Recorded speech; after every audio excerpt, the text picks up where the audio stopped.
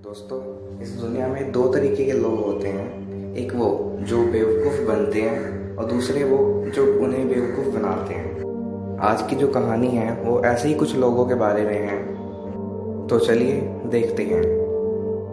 तो दोस्तों, कहानी शुरू होती है 16वीं सदी की शुरुआत में, यानी लगभग 1502 के आसपास, जब क्रिस्टोफर कोलंबस अपनी अंतिम और चौथी यात्रा पे थे, जो कि अमेरिका की तरफ थी। जी हाँ, ये वही कोलंबस है जिन्होंने अमेरिका की खोज की थी। उस यात्रा के दौरान कोलंबस के जहाज़ों पर कुछ दीमक जैसे कीड़ों ने आक्रमण कर दिया और उनके जहाज़ों को ख़राब कर दिया था, जिस कारण कोलंबस और उसके साथियों को जमाइका के उत्तरी तट पर उतरना पड़ा। शुरुआत में जमाइकन्स ने कोलंबस और उसके साथियों का अतिथि सत्कार बहुत ही अच्छे से किया, परंतु ऐसा ज़्यादा समय तक नहीं चला। 5-6 महीनों बाद जमाइकन्स की सोच कोलंबस और उसके साथियों के प्रति बदल सी गई थी। इसका कारण खुद कोलंबस और उसके साथी ही थे। कोलंबस और उसके साथियों का जमाइकन्स के प्रति व्यवहार बिल्कुल ही अच्छा नहीं था। उन्होंने वहाँ पे लूटपाट मचाई, चोरियाँ की, डाके डाले आदि जैसे गंदे काम किए और जमाइकन्स का अपने ही घर पे रहना मुश्किल कर दिया।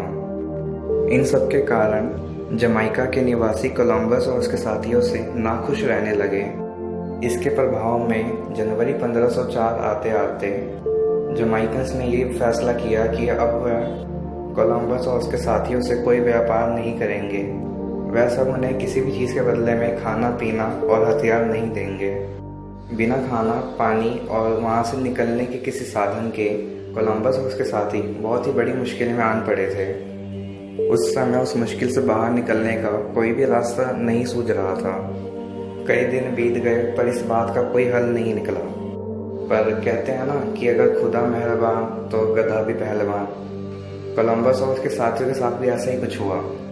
क्योंकि कोलंबस एक समुद्र यात्री था, तो उसके पास कुछ ऐसे कैलेंडर्स थे जो कि चांद और अन्य ग्रह और दशा बताते थे, जिन्हें देखने के बाद कोलंबस के दिमाग में एक बहुत ही अच्छी योजना ने जन्म लिया। कोलंबस ने यह देखा कि 29 फरवरी 1504 में एक चंद्र ग्रहण लगने वाला है और उसने इस बात का भी अंदाज़ा लगाया कि यह चंद्र ग्रहण कितने समय तक रहेगा। कोलंबस ने अपने इस ज्ञान का इस्तेमाल करते हुए एक बहुत बड़ी साजिश को अंजाम दिया।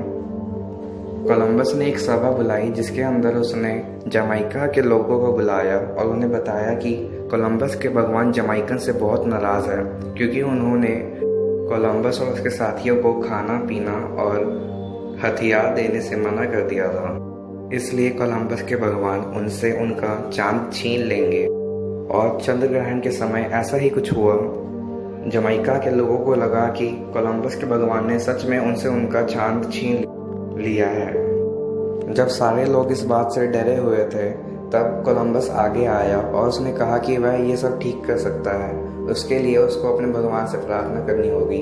लेकिन इसके बदले कोलंबस ने यह मांग की कि उसे और उसके साथियों को वहीं पर सुरक्षित रहने दिया जाएगा और उन्हें समय समय पर खाना पानी और हथियार दिए जाएंगे। जमाइका के लोग काफ़ी डरे हुए थे, इसलिए उन्होंने कोलंबस की इस बात को मान लिया और उन्हें हथियार और खाना पीना देने का वादा किया।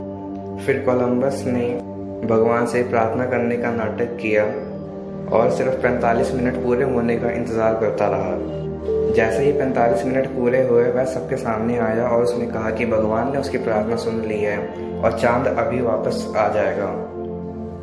उसने जैसा कहा वैसा ही हुआ। चांद थोड़ी देर में वापस आ गया और जमाइका के लोग फिर से सुरक्षित महसूस करने लगे। तो दोस्तों, ये इतिहास की वो कहानी थी जिसमें कोलंबस ने अपने ज्ञान का इस्तेमाल करते हुए एक पूरे देश को बेवकूफ़ बना दिया और किसी को भनक तक नहीं पड़ी। अगर आपको यह कहानी पसंद आई हो तो लाइक कर देना और नीचे एक लाल रंग का सब्सक्राइब बटन होगा, उसको दबा के सफ़ेद कर देना और सब्सक्राइब कर देना हमारे चैनल को, ताकि आपको ऐसी